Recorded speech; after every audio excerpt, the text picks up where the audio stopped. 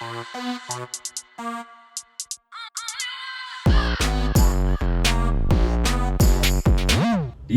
what's going on? Welcome back to the Bants and Deck podcast, episode 3 with myself, DJ Raker. And he's already starting the banter before I've even introduced my guests. But I've got to bring on my big bro, my brother from another mother, from the legendary Rampage sound, Treble T. Yes, so thank you for coming on, man. It's a pleasure to come on the Bants and Deck podcast. You're a perfect guest on my podcast because we've had hell of funny times, banter. I know you've got a hell of stories behind the scenes in the industry and whatnot. Way too many, but yeah, man. I'm not first. What? Bro, you know what happened, man. I was on a tight schedule to try and get my first guest out because I put out the first episode of just me talking to the camera and all of that. So I was like, I've got to get it done. You was a busy man. Should we expose? Are we allowed to talk about them things? What's happening? Yeah, Is it finalised? Yeah, it's finalised. All right, so Treble T was doing a big remix for Leona Lewis. And Neo. Neo, it was Neo as well. Neo and Leona Lewis. Is that because he's just played it to me before we done this recording? So Neo was on that song as well. Yeah, I didn't even clock. The man that came in singing was Neo. Okay. Right, Yeah, sick. So Treble's been busy mixing down a track for Leona Lewis and Neo. If you don't know what mixing down means, basically in the studio making sure the drums sound perfectly volumed and this and that. So he's been a busy man. So I couldn't hold back, bro. I'm not gonna lie, I couldn't wait. But all right, it's cool. It's cool. But I hear that episode 1 was very, very funny. Yeah, episode 2, I think you probably heard about as well. Right. We got Mr. Minus as well, hippos and gazelles and that. I saw the hippos clip. That's politically incorrect. I won't do that. Yeah, it was a little, but it's Bants in it, as we said. It's the Bants and Deck show. Absolutely. It's just a little bit of Bants and that, man. Like, we love our big girls and that, you get me? Especially as Jamaican men and that. Fluffies. They love, he could have said bare fluffies yeah, and that, yeah, but you know how it goes. It was all a bit of banter, man. So I hope no one's offended and all of that, and I'm not going to start getting strikes on the YouTube videos, please and thanks, yeah? Disclaimers and complaints and all that. You know them ones. So once again, I got to welcome Treble T from the legendary Rampage sound, the Carnival Kings, BBC One Extra, all of them things there. So as you probably saw with Minus, we'll go back to how you started. Just a quick run through. We don't want to go too deep because it's Bants and Decks. Yeah. We'll see how you started in the DJ game, how you got into Rampage sound, Carnival and whatnot. And then we'll get on some funny stories and backstage industry gossip and all of that, all right? Yeah. So I first started in school, like most of the men them.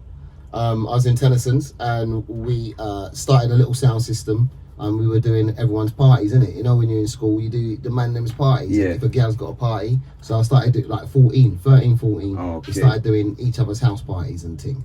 Someone would have some decks. Squiddly in Brixton had the speakers. Someone else had some amps. And back then, everyone was a selector. So I, of a particular genre. So I was R&B, hip hop and rare groove. Okay. That was me. Right? Jeez. And then we had Cabs, who was our reggae selector. We had Peter P, who was like the MC. So we just started like that, doing house parties and whatnot. And that was my first sound, Deaf Convention. And we done that for a good few years until my cousins and them started a sound, grew up a bit more. I should say that when I was in Deaf Convention, that was my first foray into pirate radio. Okay. What station was it? I was on Direct FM and Chillin' FM. What frequencies I can't remember. Because that's a bit before my time, so I'm thinking, where was they on the dial where I used to tune in? And one of them was very close to your old manor in Peckham. One of them was very close to Peckham. Okay. Yeah, so well, whilst I was doing the pirate radio, what it was, I left 3 crates of records. That was nearly my whole record collection at the time in the studio. Yeah. And then the DTI raided it. Oh man, DTI basically like the government. They Department of Trade and Industry. Yeah, they deploy a squad that go around. They used to.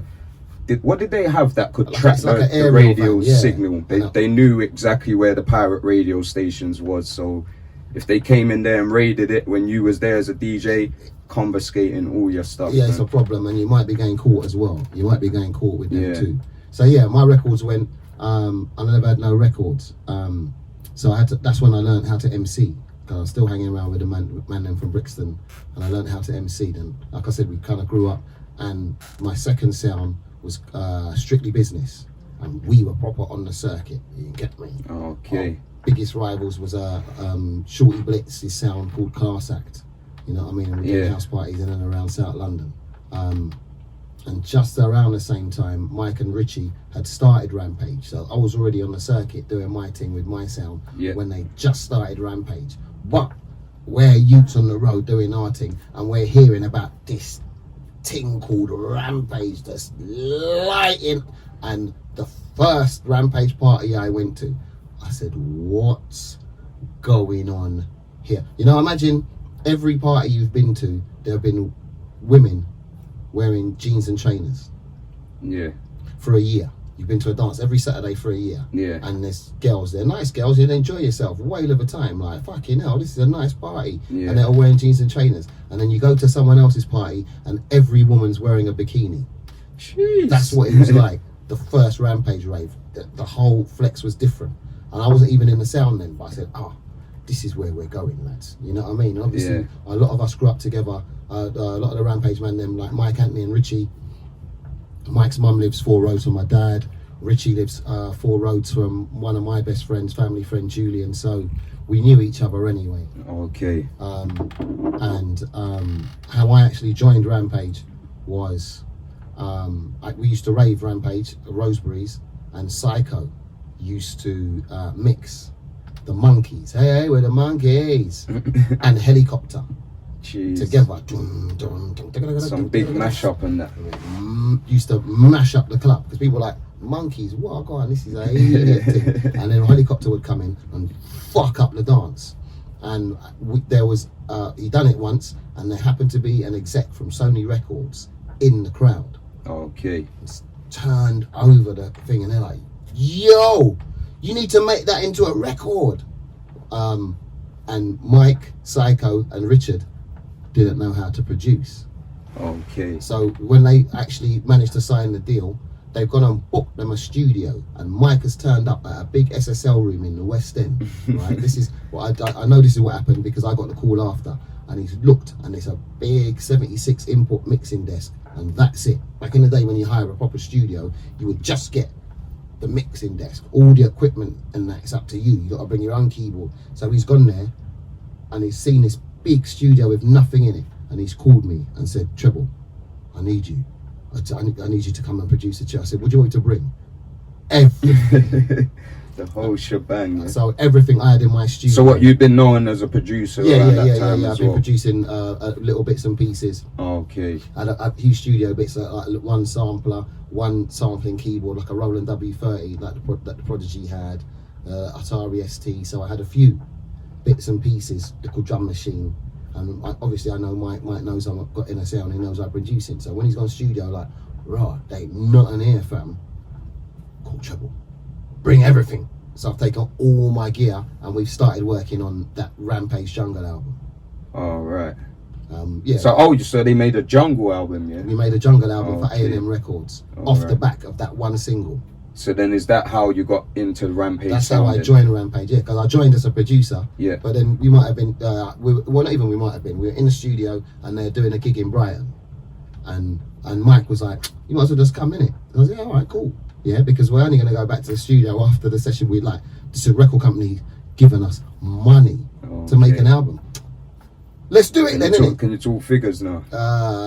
Not really, but hundreds of thousands. Okay. That's nice. Still. Yeah, nice. It's nice. It's not even a boasting thing, you know. It's just like to just show what goes on behind the scenes in the music industry. And for some people, that you probably had it with like family members that, oh, you got a job, and like they think that DJing or producing just some joke thing. But it's they ain't realizing you're signing 100 grand contracts just to make a few tracks and that with the man them in the studio. So chilling. The studio that we were in was I don't even know if they still exist. They're called Matrix. Yeah. It's about 6 or 7 SSL rooms. They're £1,500 a day lockout. So just imagine that, and we're in there for like 6 weeks or whatever. So record companies have budgets. Big money. Had budgets back then. Move the mic a little bit closer to you, or sit forward or something. I can just lean into it a bit like that. Lean. Yeah. Lean. And so So that's how you got into the Rampage. That's how I got in. Yeah, I went to a gig with them, mixed a couple tunes, and I'm like, "Raw, this guy can mix." I'm like, "You lot idiots if you think I'm standing there like with mines in my pockets," and that's how I joined the sound. Okay. Get me? Yeah. From there. So when you joined the sound, was they already doing Carnival, or did Carnival come later on down the line? I think they'd done Carnival maybe once when I actually joined. Maybe once or twice, because they used to do it for Rap Attack. Alistair from Rap Attack is it's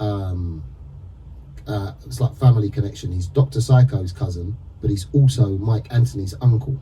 Okay. So it's proper family ties. Yeah. So Psycho and Rampage as a whole used to DJ and Rap Attack at Carnival before they got their site, and then they done it the year after Soul to Soul, Jazzy B and them, and I think I must have joined either year 2 or year 3, well early. They'd only been there like a year or 2 when I first joined. But what they had, Mike and Richie just had the reputation on the road that they were the hottest DJs in the country. Okay. They're the hottest, bar none. There was a lot of big hip hop DJs at the time. Some are still about now. Yeah. Didn't like it at all.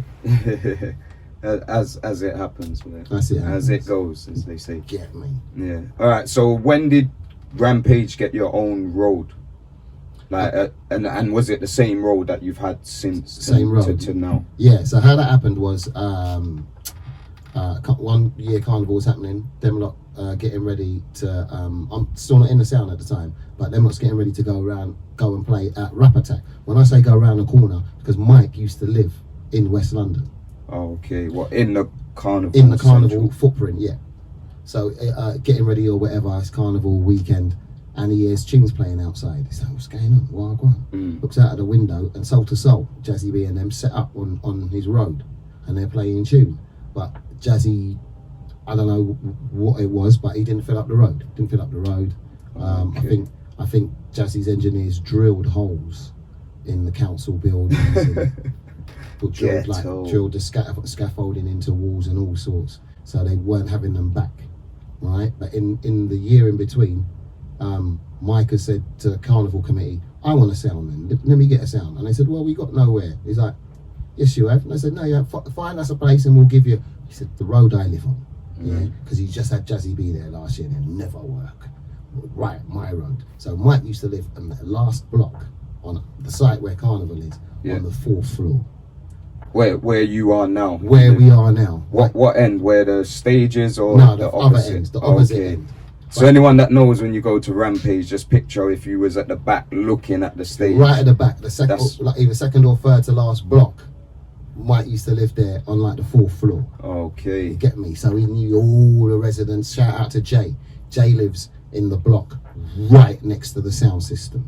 All right. Right. So when we do our control zone, Jay's house he opens his door and walks into our control zone. So shout out to Jay, because he's one of the proper West London men there. All right. So in the first few years, how was the road? Was it like how it is now, like jam or? Yeah, from the first year they done it, they filled the road up from bottom to top. We've never got real accurate figures for how many people that road holds. And we always used to think it was 15,000, but I've been told by a policeman, like a well-striped Fed, that we're beyond 18,000.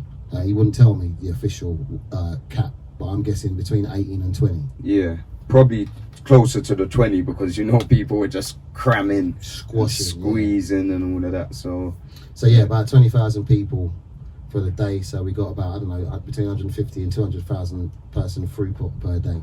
Crazy. So it's about 400,000 people over the 2 days. Yeah, man. So who have you had at Carnival? Yeah, at the Carnival, like artist-wise, A-listers and whatnot. I try and name. Let me name first one. I know you've had Sean Paul, haven't you? Yeah, we have had Sean. Because I remember hearing Sean Paul. That's when he was hot. Yeah. He just done Deport Them. Yeah. This is before Give Me the Light. So he was hot for us. He wasn't hot. He wasn't mainstream. He was like this. Yeah, he's still underground. Man, yeah. He was like Skilly Bangers now. Them ones You there. get me? Just on the come up. He's hit the road. He's done about 4 or 5 big records, and we love what he's doing. But he's not the Mohican Sean Paul at all yet. You get me?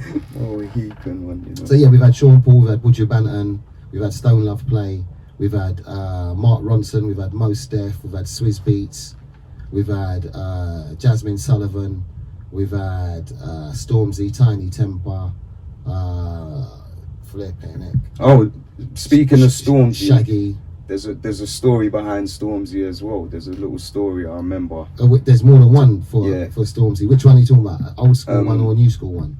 The I don't know, but the one to do with Adidas and that, because I remember I got some Adidas goods as well. Yeah. Because you get good sponsorship throughout Carnival and whatnot. Yeah. What year was it? 2018 maybe. You had I think it was 2019. I think it was. You had a partnership with Adidas or something like that. Yeah, that's right. It almost fell through. So tell them how real Stormzy is, though. That what happened? So we had a partnership with a different retailer, trainer store. I won't say their names, but they're idiots. Yeah. Bunch of mugs. I won't say their names. Pussy them. I'm sorry. Excuse me swearing. Whisper it to me and I won't say it. Yeah, Foot Locker. No, I was joking. We're joking. I don't want to get don't strike my YouTube account, please. I'm joking. They don't need to know. It's alright. Go ahead. Call it Jim's Shoes. Okay. Yeah. Not Foot Locker. We had an agreement with Jim's Shoes, and then I don't know, maybe a month before, 3 weeks before, Jim's Shoes have turned around and said, we have to halve the budget for the partnership. Now, Carnival costs about £55,000 for us to put on. This is what else, another thing where I'm getting people like this on the podcast, because people don't know. They just think, you just turn up the day before Carnival, set up and everything's like that. Like there's fees, there's restrictions, safety rules, this and that. Like there's a lot that goes into Carnival. So note to yourself that you're dealing with they're called RBK for short. Yeah, it's not BK, the Royal Borough of Kensington and Chelsea. Okay. Yeah. So over the years, they got tired of people pissing in a front garden. Yeah. Opening the front door and a man shotting his weed as you're trying to put your rubbish out. Right. Yeah, boy. Billing a big one. Billing the biggest one in your front garden. Yeah, it's a mazza. So we have to put pit barriers for the length of the road. If you don't know what pit barriers are, when you go to a concert, the barriers that you lean on have got the metal bracing on the other side that security. Oh yeah, I know that. I've never knew what they was called. I always just called it the gate. You know, like, someone jumped over that gate, because you know how much people fall on them. They try and jump, not knowing it don't hold them. No, you're thinking that's ordinary crowd control barriers. Oh no, I'm talking about pit barriers. When you go to a concert and the barriers that are in front of the stage, that's metal braced. They don't fall over. These ones don't fall over. We have to order and hire those for the whole road. So that's like £8,000 to hire all them barriers for a couple of days. All right. So the end cost is 55k. End cost is 55. So this shoe company has halved the budget from around the 50 mark to like 25. So essentially, I'll be skinny and bruck at Christmas if I go with this 25. You're putting on Carnival for everyone else. As I said, they won't realise what you'd be doing. No one I just gave you a good time to come and wind up and So the day we got the news, it was quite funny actually, because I was in Cyprus. But the day we got the news, Maurice has rang me and said, "Oh man, they've chopped the money and all that." Oh my god! And then he's rang me back and said, "Hey, Stormzy's manager just rang me." I said, "Stormzy wants to come back to Carnival." And I said to him, "Well, did you tell him that we're fucked?" Yeah. And he was like, "Yeah, I did." And he says he's gonna come back to me. I said, "Cool." So I'm doing whatever. I'm with you lot. I'm in Cyprus doing the Ayia Napa thing. So like maybe half an hour's passed, the phone rang again. I'm like, "What are you saying?" I said, "Yeah, Stormzy wants to come. He wants to perform. You remember when I said, "Of course I remember. It's viral and all that." He's like, "Yeah, he wants to come back." I said, "Oh, sick." And I told him, the pussy them have cut the money, you know. And he's gone, "Hold on a minute, have a word with Adidas." Yeah, because him and Adidas are best mates. Yeah. And I don't know, who he's had a word with, but the following day, me and Maurice are doing a meeting with the head of Adidas UK. Shout out to Tom.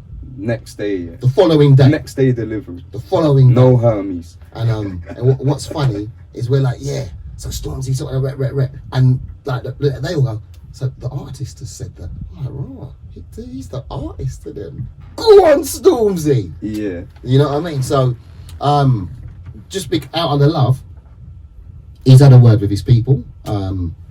They've sorted out our Adidas partnership, and the killer thing about it was we've done site checks and walkthroughs with his team. Which way is he going to come? How are we going to get him in? And whatnot, and rare, bring him here, bring him there. And then we were advised, don't do it. If he comes, he's so popular. And it's actually, I can't give him the prop of being the first. You're not the first, Stormzy, because DMX beat you to it. We have had to do it on a couple of occasions. With DMX was in the UK. And he was blazing hot, and we're like, we could have DMX, but we could also have this entire road flatten itself by having a heart attack because of the energy of artists like that. A bit like what happened the other day, Travis Scott, rest in peace all the people that died in that and whatnot. But you know what, and I just to say that, I wasn't even thinking about that disaster, so yeah, condolences to those kind of people. So we do have to really be mindful of that kind of thing happening. So we advise it'll be too much, because people just message, oh my god, Stormzy's at Rampage, and literally you'll have like 10,000 people running down the road. Yeah, you're so right as well in the social media world as well now. That's it. It's gonna be a mazza. So after all of that, he didn't come. You get me? But he sorted out our partnership with Adidas for the year. And that for me really shows me the love. I've seen him once afterwards, like at the Brits after party, and he's surrounded by like 30 people. It's millions of them. Don't know what's going on. Stormzy, thanks for Carnival, bro. So, nice one. I said, see you later. He's a blessed guy, man. He's very safe. I've got a lot of love for the young king. Big up, Big Mikey. And yeah, if it wasn't for him, then we might not have even done Carnival that year. Real talk. Yeah. No. You didn't even tell me that. As you said, that when we'll get to later, but me and him live together in Ayia Napa, or we're definitely together every day from May to August in Ayia Napa. So I see him every time I go and check him at his apartment, or if we're living in the same apartment, he's just on calls like the whole summer. Yeah, has this been sorted? Just come off the phone to Manal, big up Manal as well. Shout out just to come Manal. off the phone to Mike, just come on that. It's just hella pattern in that. As I said, Carnival, use up just see the one day and think that was it. Like a lot goes into it. You get me? Big up my this year generation crew as well, Lynette and Temps, you get me? A lot of hard work goes into the Carnival, man. So yeah, quick. Yeah, I see a video of you on This Year Generation. DJ Raker, I see you going on with a little team what, the YouTube one? I don't know, I just put it up on my Insta the other day, and I was bigging up whoever filmed that, because I don't know who it is. I was just randomly Googling or YouTube. About 15,000 there, DJ Raker? 15k, they went off, and the mix was hard, I can't lie. I look back, I was like, raw, is that how you was going on, fam? I just got back from Napa as well. That's what happens. Right, yeah, I come back from Napa, and a few days later or a week later, it's Carnival. So energies are just mad, because I've been mixing every single day, turning up. So yeah, it's a mazza. But before we get on to Ayia Napa, I think that's going to be a chunk of this, and we might need a part 2 as well. We've got so much funny stories that we live together. But Carnival stories, any madnesses and that, or I know there's madnesses, funny stories. What's like the funniest thing? Funniest thing I've saw is what you said that residents complain about. Right. Is the pissing in the street, usually women, because it's not funny when guys do, but when you see a lady just pissing in the middle of Carnival, it's a bit funny and viral. But I know you've had the dancing policeman. Yes, PC Dan Graham. If you haven't seen that, go on YouTube, PC Dan Graham. Yeah, Google PC Dan Graham. He went in, and that's Treble on the mic, because I saw the footage before I knew it was used up, because it went up on that day when I was at where I play in Carnival. And then I heard you on the mic, I just know your voice in it. So I heard, oi, and I was like, yeah. Yeah, that went super viral.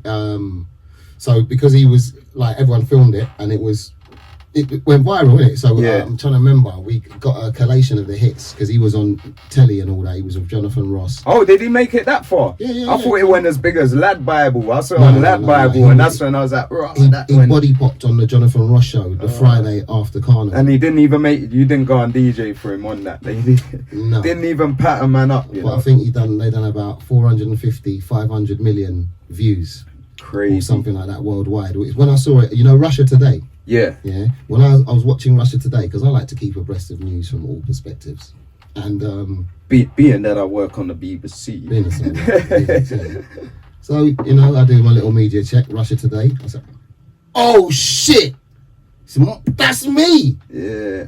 I just, what, I wished for you that they panned up quickly and got you in there. But as I said, I knew your voice, so I just know that's Treble.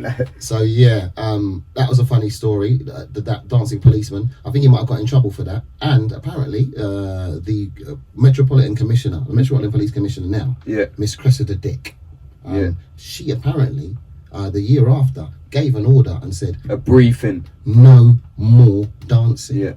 Because not just him, there was a set of feds who done like the daggering and all conga thing. Yeah, they done a conga thing. I see one fed winding up with a girl as well, and I was she's like, no, you know what? Yeah, you're having too much fun. And I'm like, well, that's what it's for. So anyway, we've had the dancing policeman, we've had the dancing granny. She went viral as well. She got a clothing deal with Sloggy from doing Running Man in front of Crazy. This is crazy, man.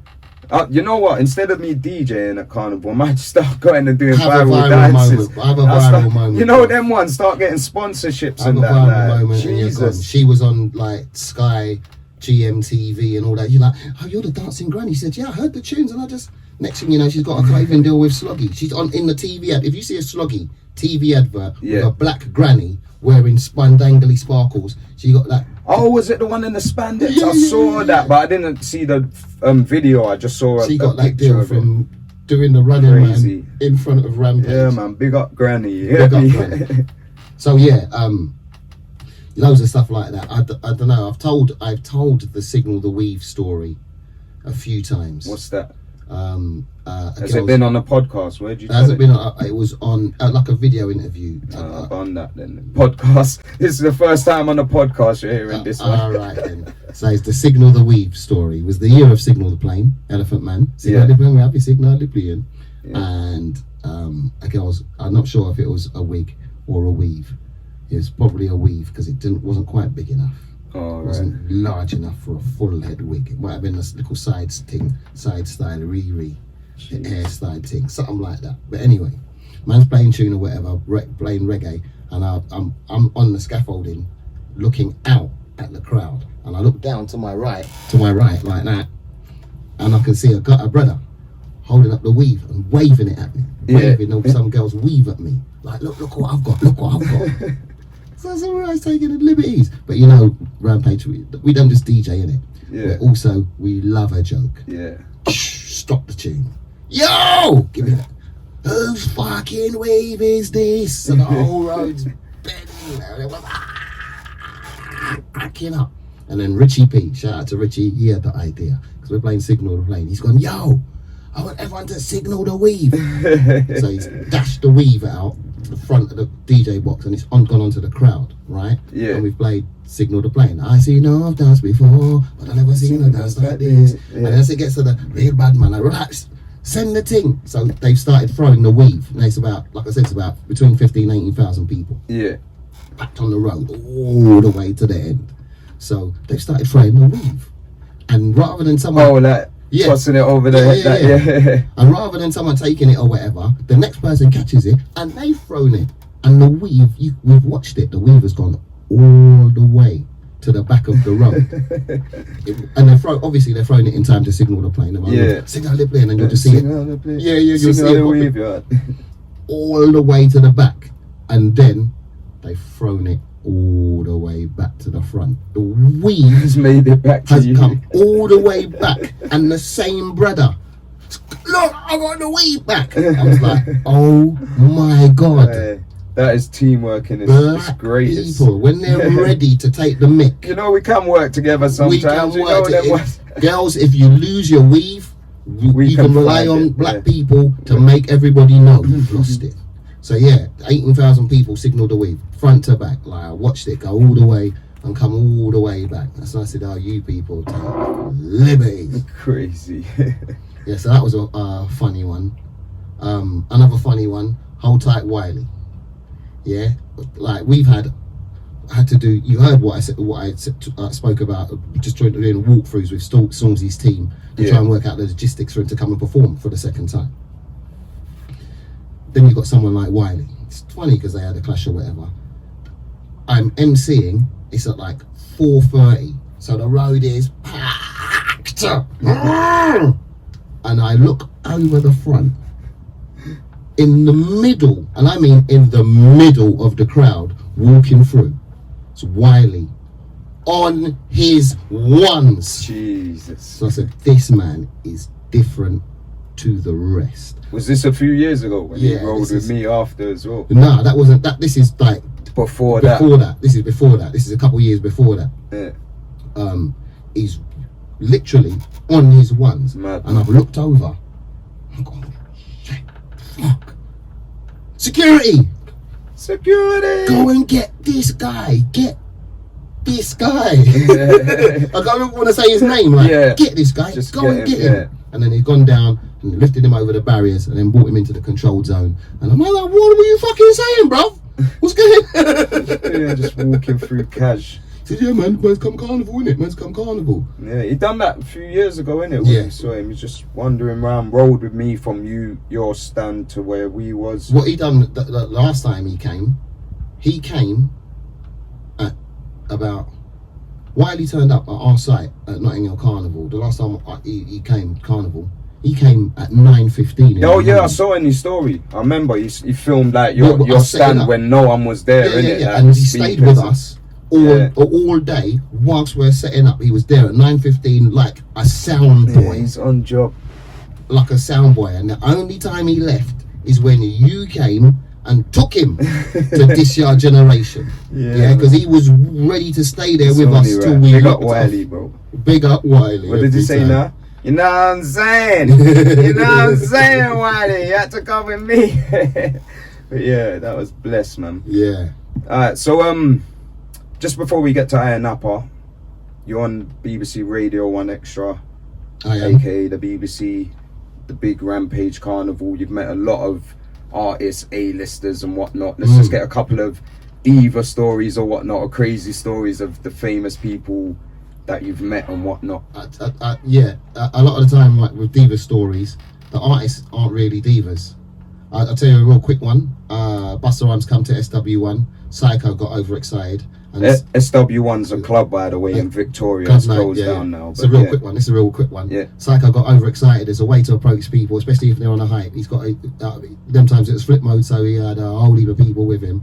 And Psycho has gone in Yardie style. Yo, Busta Rhymes, why you start 2 lyrics on the mic, you know? He didn't take well to it. He did not take well to it. Busta Rhymes has reached down because he's on the balcony and wearing the DJ box. He's reached down, taking the mic. He's like, no blood clot talk for the wife. No, man, I'm giving money. And the whole club's gone, whoa. And he's given the mic back to Psycho. Jeez. No, Psycho, you idiot. So yeah, rest in peace, my brethren. Yeah. So yeah, that was Busta Rhymes. Dr. Psycho, rest in peace.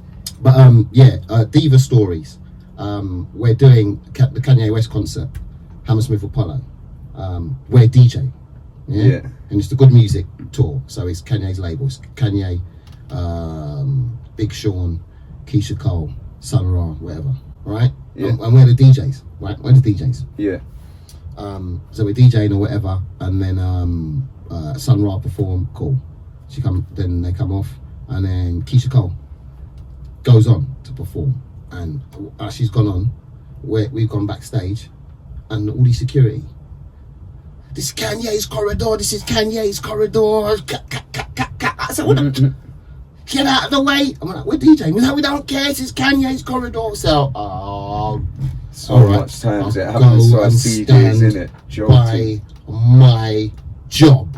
Yeah, the decks are on the stage, but they're behind the stage curtain. So it's right to the corner. If you look from the crowd and look to the corner, you can see where the decks are. But they move them to the side for the performance. So we go and walk across the back of the stage and stand by the decks, yeah, because it's Kanye's fucking corridor, right? So me and Mike are standing there watching Keisha Cole perform. And I'm here, and then Mike's next to me, standing next to me to my left. And then some next short brothers walked out from behind one of the curtains and stood next to Mike. So it's me, Mike, and then some random brother behind the decks with the curtain watching Keisha Cole. And then I turned to my left and looked at the brother. And the brother standing next to Mike's Kanye West. So hold up. Kanye West is standing in your corridor. Kanye West is standing next to me and Yeah. Mike watching Keisha Cole from the back behind the curtain after it's Kanye's corridor, this, that. And this man standing next to me. So, oh shit, it's fucking Kanye. So I've just nudged Mike.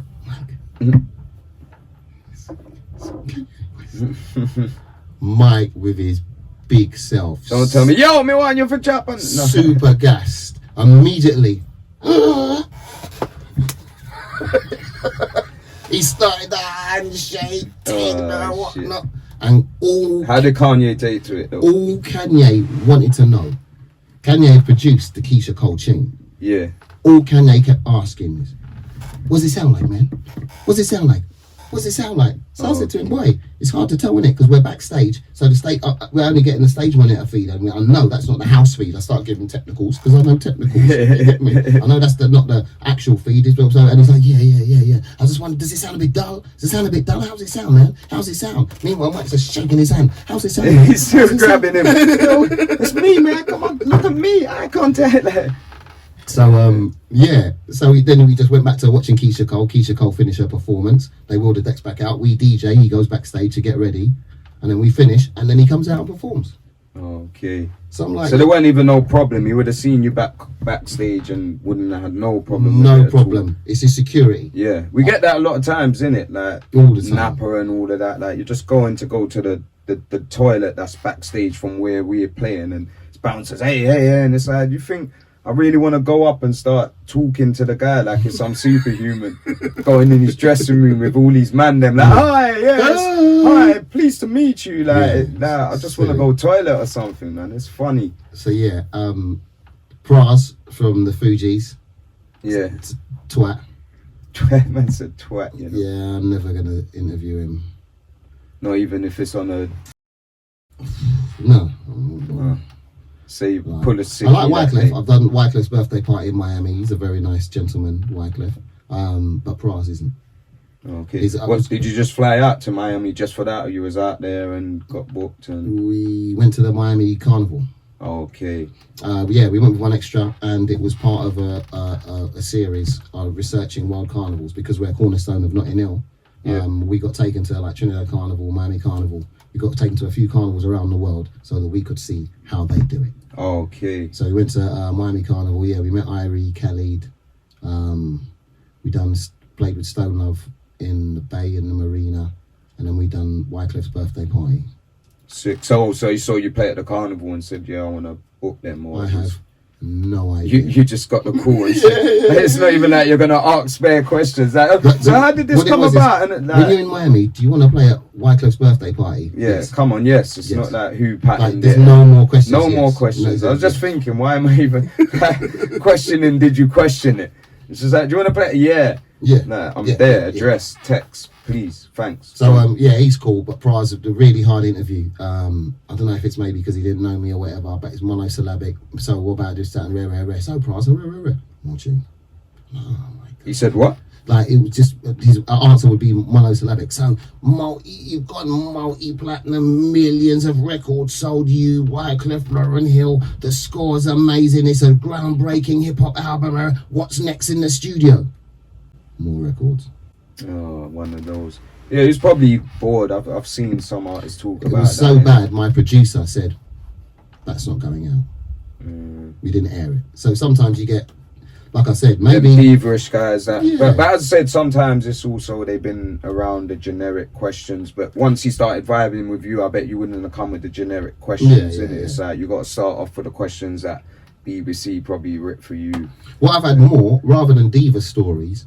I've had what we got is a lot of mainstream press we done a lot of mainstream press jobs, right? So you're called to a press junket, which is everyone, say for example, they'll hire a hotel, and put the artist in there, and then they'll hire some adjacent rooms or a banqueting suite or a hall or something in the hotel, and either set up a studio or you bring your recording equipment.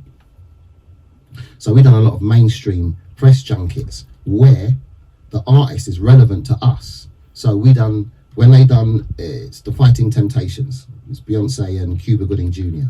We interviewed Cuba Gooding Jr., right? Big actor in the scene. Yeah. Boys, Cuba Gooding Jr., ledge. And we're the last interview of the day, right? But all the interviews before has been written press, broadsheets, tabloids. So it's the Guardian, it's the Daily Express, it's the entertainment correspondent from the Sun, it's the entertainment correspondent from Reuters, it's the entertainment correspondent from CNN. So it's the big guns out there. And then me and Mike Anthony from the ghetto. We walked in and Cuba Gooding Jr. jumped up and said, "It's the boys! The boys are here!" Yeah, he was that that happy to see. He probably wanted to say that.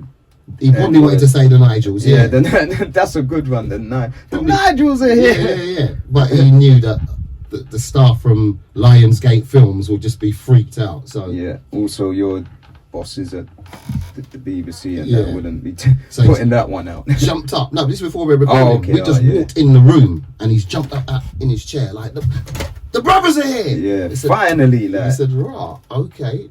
So this brother's on stuff already, right? He's already on stuff. So he sat down to do the interview, and you get all these flappers around them. You know, like when I said around Stormzy, there's 30 of them. You have to wade through just to say, "Yo, what?" Yeah. Seen it. So there's a million flappers, and like as soon as you sit down, and as you say we're about to record, you got 5 minutes. It's gonna be 4 minutes 30. It's got a busy schedule. He's been all right, cool. Start the interview with Cuba Gooding Jr. Obviously, we know Wagwan. It's Fighting Temptations, gospel movie down south. It's got Montel Jordan in it. We know more about this movie without watching it than any of the guys that have interviewed. Yeah, they're gonna have to read the whole thing. You know the. We know the thing, right? So we're chatting the thing with him. That's man them, and he's loving it, rare. And the one that really got him when I said, "Man, got this Nigel," is at the end of the movie. He starts breakdancing, his body pops, and then starts doing some floor work. Just like little crazy legs and whatnot, rare. And I went, "Cuba Gooding Jr. You see, that's not you. That wasn't you, but the man lost his marbles. He has jumped up. We're doing a radio interview, right? It's a radio interview, so you can't see. Yeah. He's jumped up off the sofa and started breakdancing in the hotel room. Okay, proper like how he was doing crazy legs, proper. Jeez. To prove, and then jumped up in a pose. Like, you see? I said, okay. Yeah. And that's when me and Mike, as he's breakdancing, me and Mike's nudging each other like, fucking hell, we got him, fam. Yeah, sick. You know what I mean? So sometimes you see that, they just want a break. They just want something that they can relate to. Yeah, something that they could, what you just said, relate to, and something different than the generic questions. Yeah, man. Like, most of them independent, whatever people you just listed, they're not going to know what Crazy Legs is or a B-boy is. They're not even going to say, "You're not a real B-boy." They don't even know what that is. Yeah, so. You get me? So, we've had a few like that. I just think, what's the worst diva? I told you this in conversation before. We didn't do Mariah Carey. Oh yeah, this is a great story as well, a behind the scenes one. When we were on BBC London, before One Extra started, we used to do a show on BBC London. And that was at the time when Mariah Carey didn't do Stairs. So elaborate.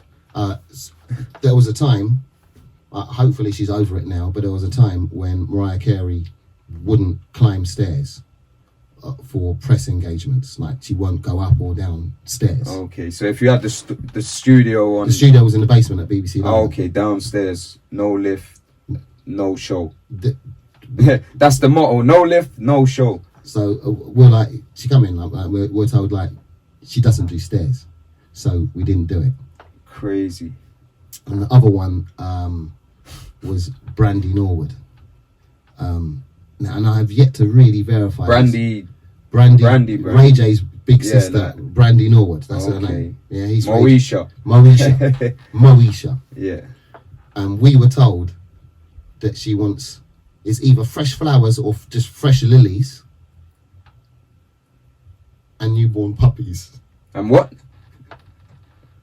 Puppies. Newborn puppies. You know, puppies that when they come out of a dog, right, so when they're babies, they're called puppies, right? Where are you getting puppies? Did she know you from the ends?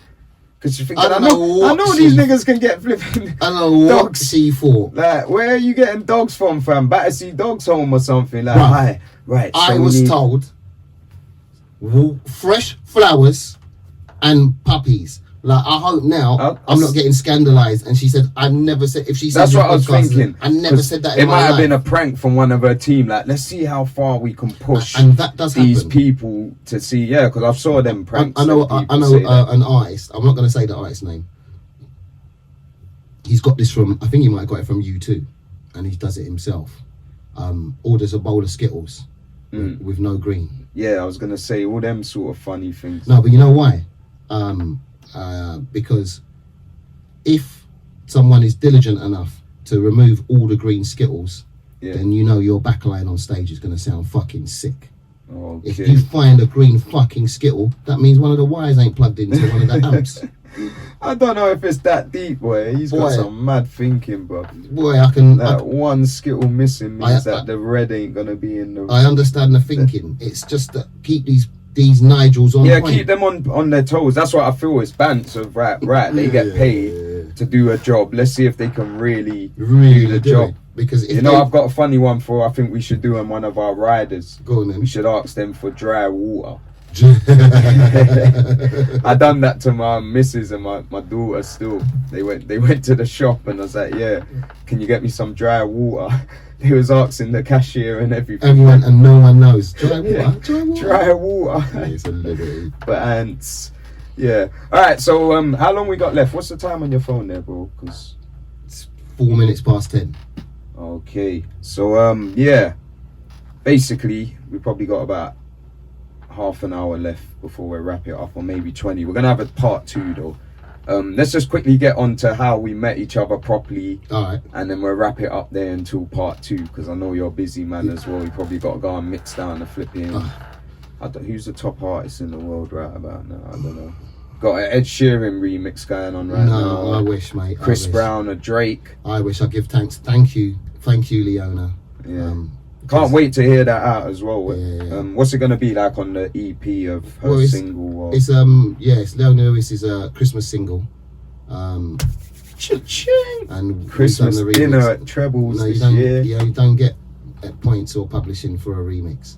But what I'm hoping for, I hope, and I'm pretty confident in her, that she's gonna sell fucking bucket loads, and then I get to go back for the wall. The black. You get me? And the black's more important than even if it was like $2,000 or whatever. Yeah, of course, because it gets repeat business. Another spit game, as I said, it's Bants and Decks, aka music. Sometimes we have to let you know what goes on behind the scenes. So you might not make a hella money off the first one, but once people know who you are and that you created that, the money comes rolling in it. You done the remix on that gold Leona Lewis single? I did, niggy. Did you? I did. Okay, so see, there's another one. You get me? Hey, Christmas is still on you then, Bob. You're still raking in royalties from years ago. But that's the situation you're in. The people say, who done the remix on that Christmas? It's great, really great. And who has the time to go and check and read the small print? I don't even, as a music person. Yeah, we don't do that. Nah, it's just that it sounded good. Yeah, great. I'm not an artist. I think artists would chase that. Alright, so let's get down to the biz then. Ayia Napa, how we met. 2014 probably, how we become good brethren. Yeah. Ayia Napa. Ayia fucking Napa. Leave it! They don't like when we say that. Leave it. The club managers and all the locals, they hate when we say that. It's like a disrespect, you know. Yeah, I've been told it's like sacrilegious. I suppose I'm trying to remember what the actual meaning is, but it's like saying fucking Virgin Mary or something like that. No disrespect to all the Christians, of course. Yeah. But it's a kind of equivalent to that. So we get in trouble. Yeah, they don't like it still, but the crowd love it though. Yeah. The ravers love it. So yeah, my first season, Ayia Napa, I was in the DJ booth, Club Black and White. I see you, because I didn't know anybody, I was just getting to know everyone. So anyone I saw, I'm polite guy, you get me? I'm like, you're right, bro, I'm DJ Raker. So I gone, yeah, bro, I'm DJ Raker. And he's gone, me know your blood clot. Man cussed me out in Jamaica and pulled his hat back. It's like, it's Treble T. Guy's a fucking idiot. I did with you in Mint Bar last week, you man. Mint Bar the other day. We got Infamous as well, big promoter and that. We used to link up at Mint Bar, so yeah.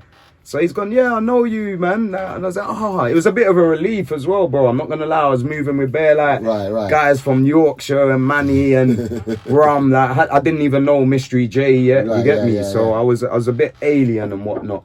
So, I bucked up on Treble. I was like, that's great. So later on in the season, I got to know and live with Mystery J, which will come on to the podcast. He'll definitely come and we'll share some stories. So I was living with him. Started going and checking Treble because you two were friends as well already, innit? So he's like, one of the days, like, we're going to go around Treble's apartment. Went round there, nice apartment and that swimming pool outside. Lovely. It was plush. Like, me and Mystery, we was in an alright place. But when we went there, I was like, raw. Wooden floors, marble kitchen. You know them ones. Turn to the right, swimming pool. My place was lovely. Yeah. I now regret any of you Negroes coming anywhere near it, because as soon as I let one of you in, let Mystery J in, let DJ Raker, then they all it was a trailer load, like Noah's Ark of Negroes invading my secret private apartment complex in Ayia Napa. Shout out to Tino and all the inside, all of them ended up in my block. I found a lovely. We're gonna get to how it got there still. So my first season, he was nice in there. Well, I thought nice until I found out later.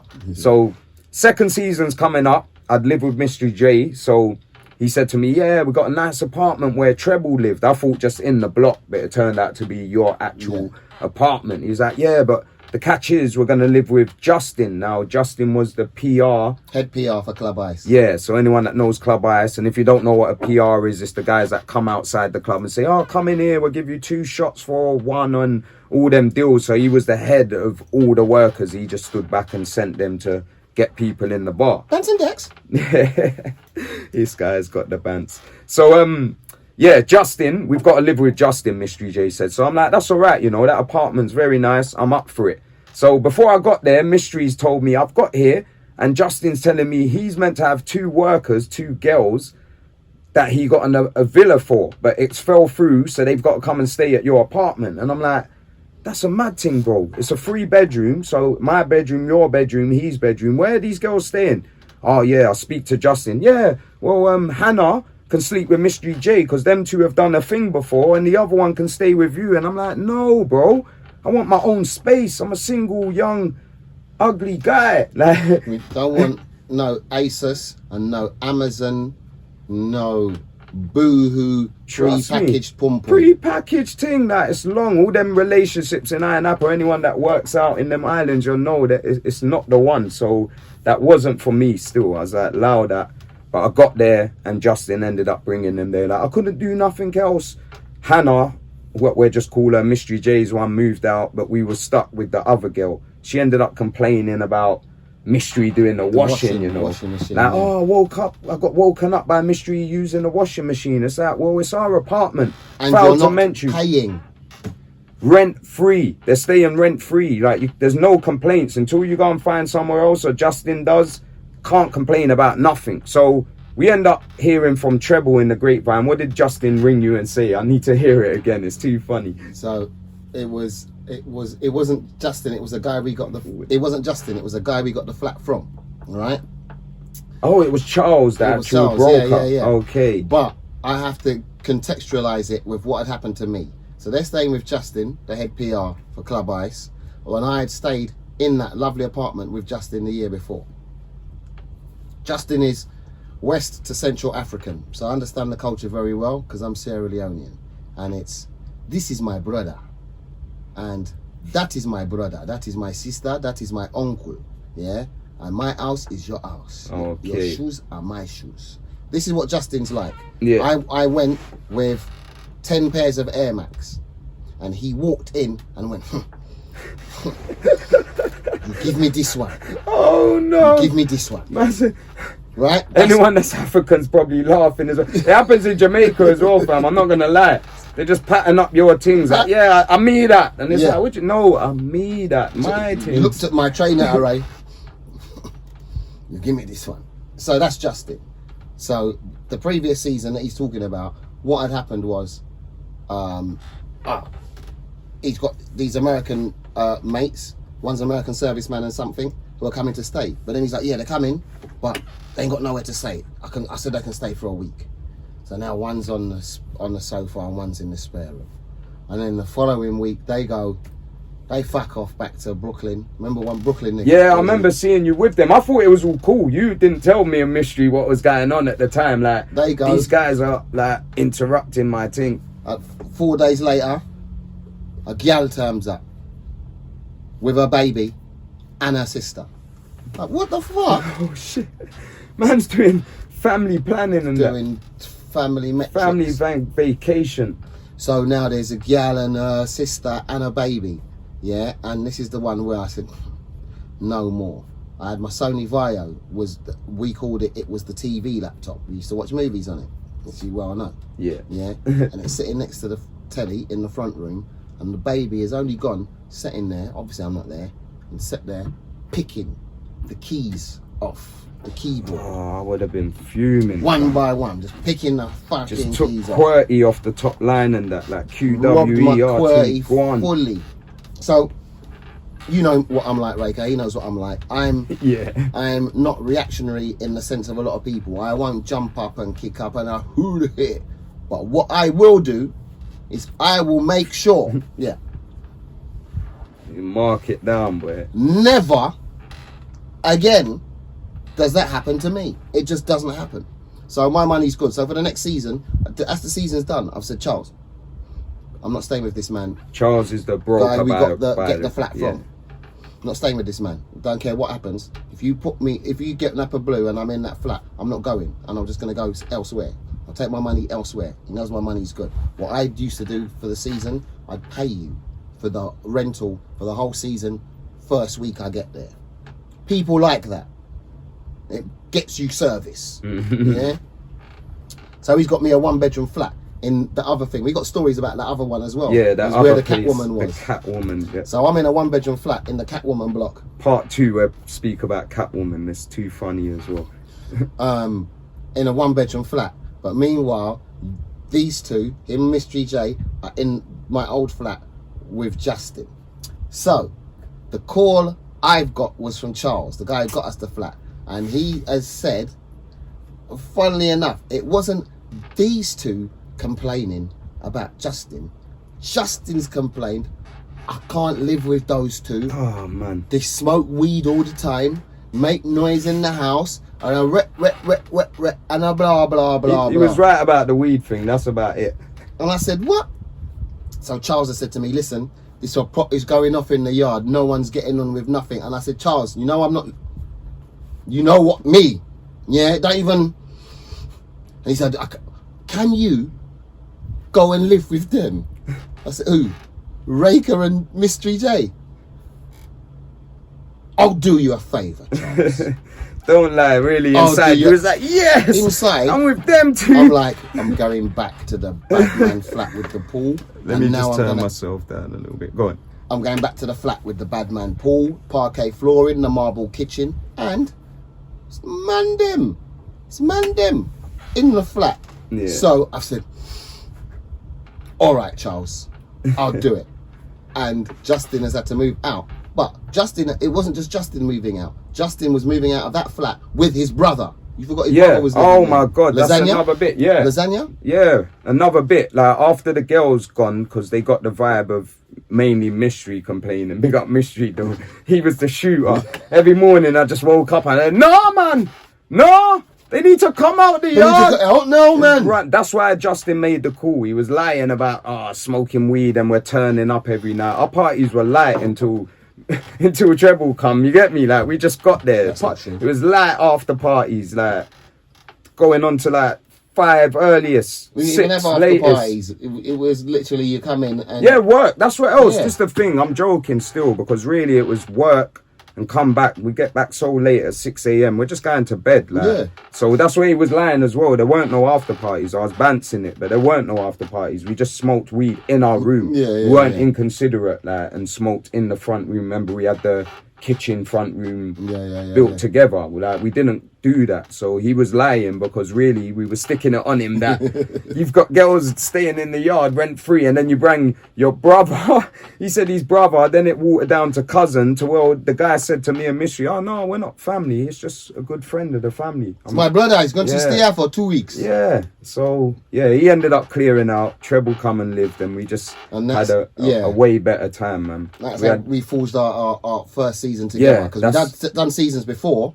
like DJing on the circuit, and obviously I knew Mystery for a good few years. Mike Anthony from Rampage introduced me to Mystery J, because he'd done a season there with Mystery, and he's like, listen, this is a good youth, I like him, rare. Didn't even know that either. I thought you met Mystery originally. No, Mike met him first, and then I went like the following season. He said, listen, look out for this youth, Josh.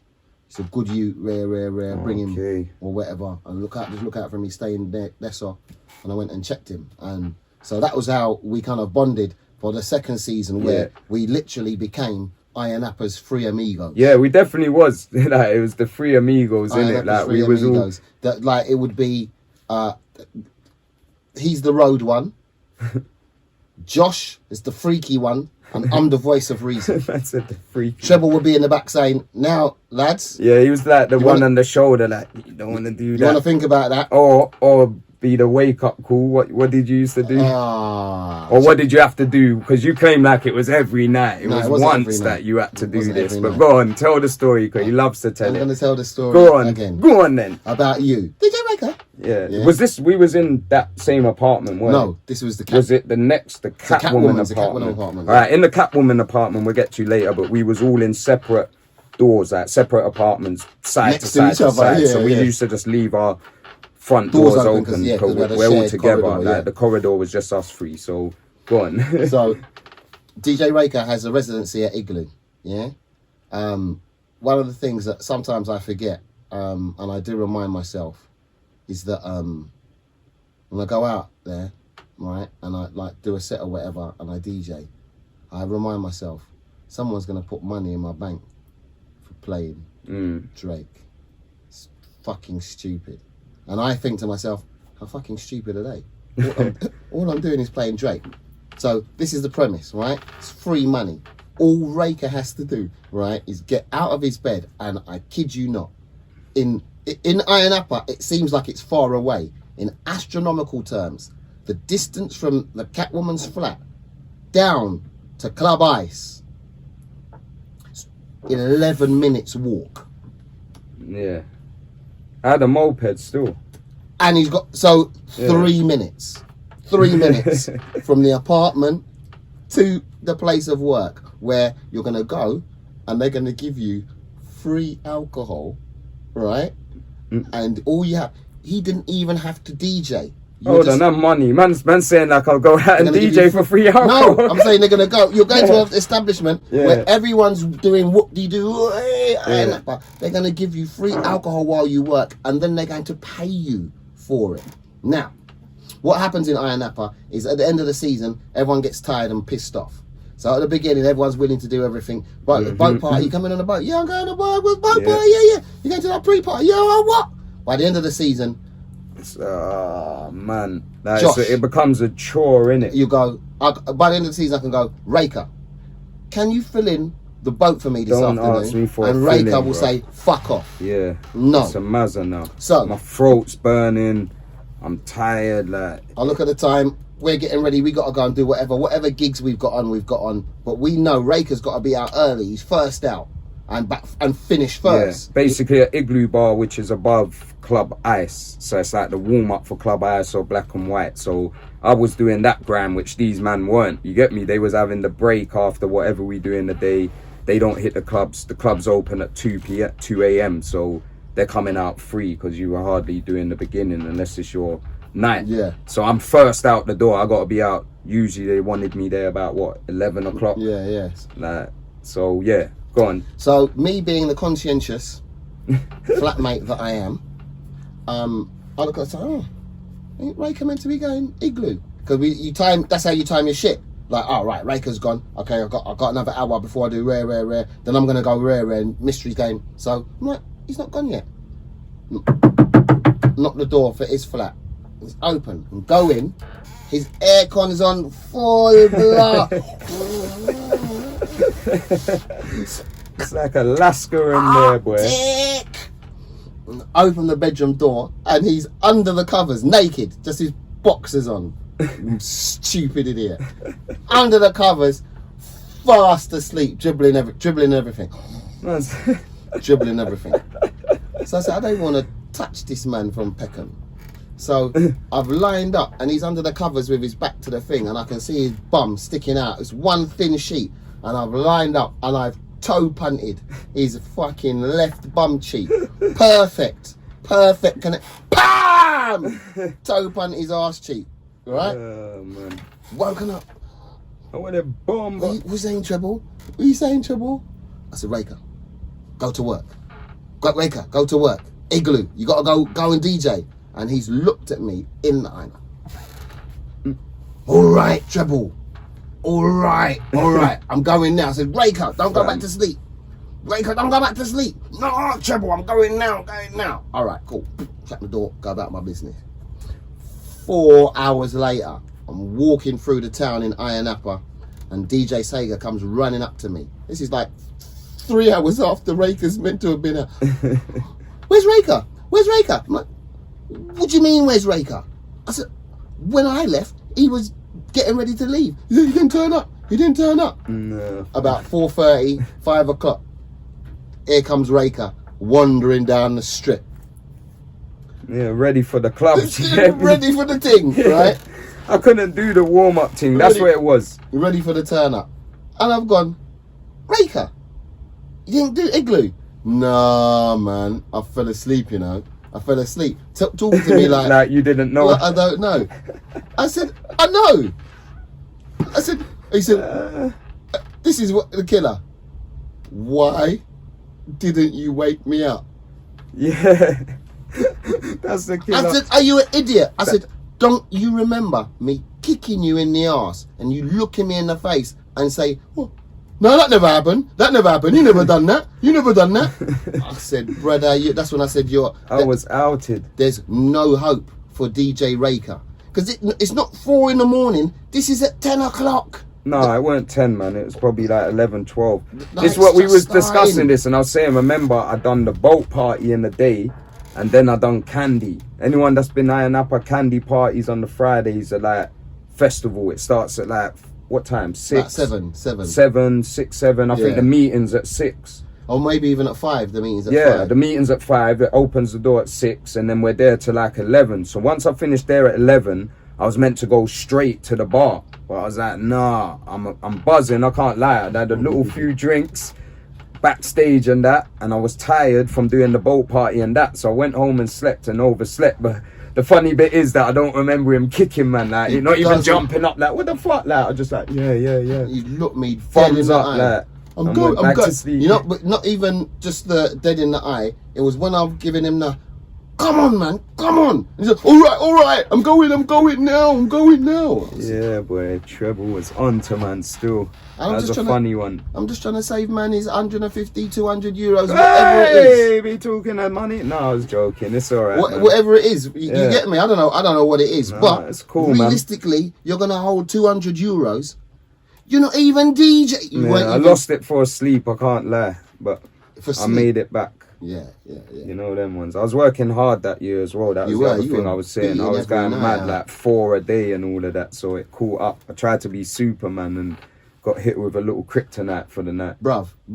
Listen, I'm big bad Rampage. Do you think I was getting paid great money to go on them boats? You think Dammy and them man there's paying chunky money? It's for the love.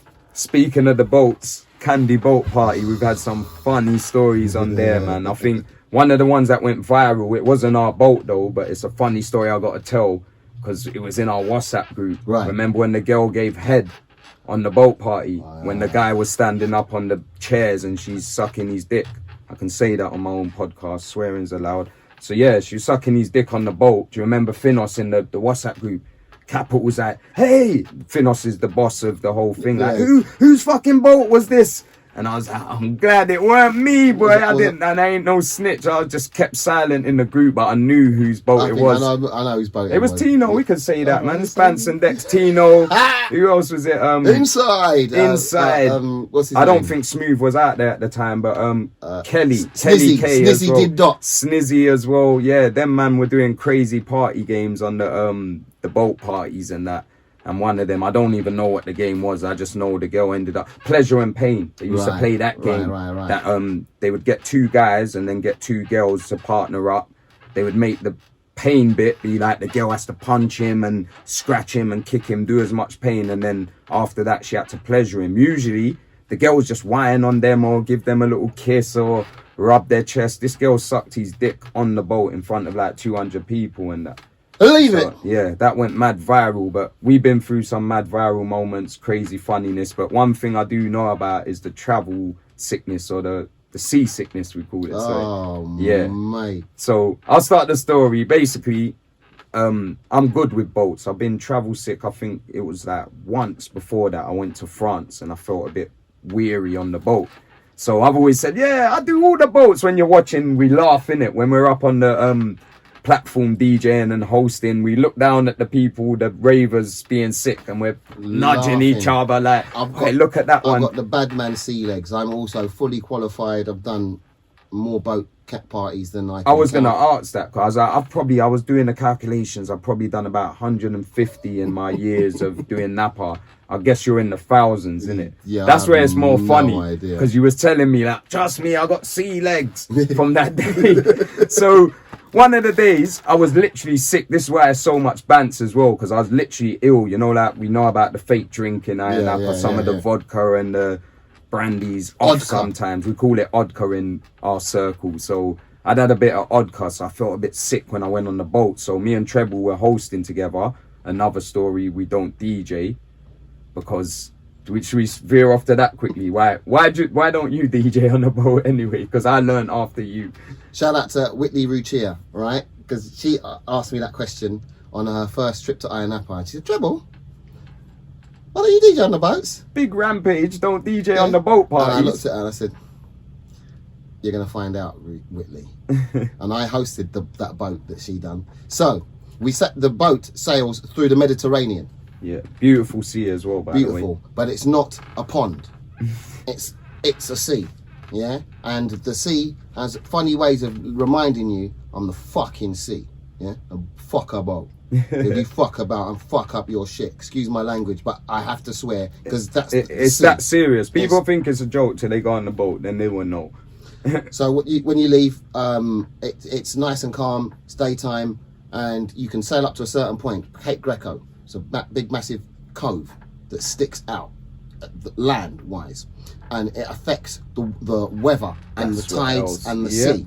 Once you get past there, it's another sea. So you can sail up to that point, and you can anchor there in the first cove, and not go around. But the Blue Lagoon is the most beautiful cove where the boat anchors, but you have to go around Cape Greco to get to the Blue Lagoon. So it's a risk. It's got to be a nice day for you to get to the Blue Lagoon.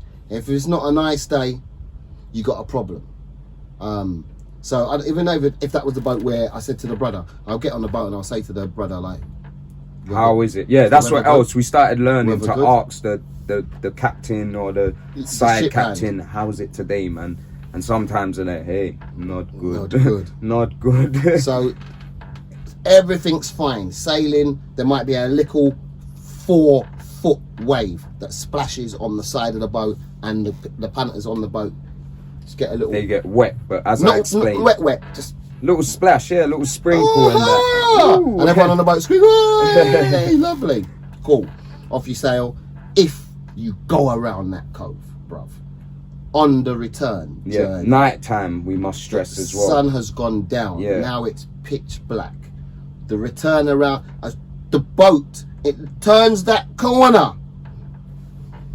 All fucking bets are off. The waves go from 3 foot to 35 feet. No bullshit as well. It's serious. Whitley Ruchia was like this over her laptop. He's saying she's over her laptop, sorry, when he's DJing like over this. If you're watching, so DJing she's like DJing and she had to cover it because the waves are splashing. I've had it myself as well where I stopped DJing on the boats. Like, I felt the boat go down. I'm like, let me cover my laptop, and as I covered it like that, I felt my whole back soaked, like where you have to take your t-shirt off. So if that goes on your laptop, a 35-foot wave crashes into the boat and you're on the top and it just smashes you. You know, like you might be wearing like t-shirt and shorts, and that one wave and you're soaked to the skin. No exaggeration, one wave and you're soaked. So imagine your laptop dripping.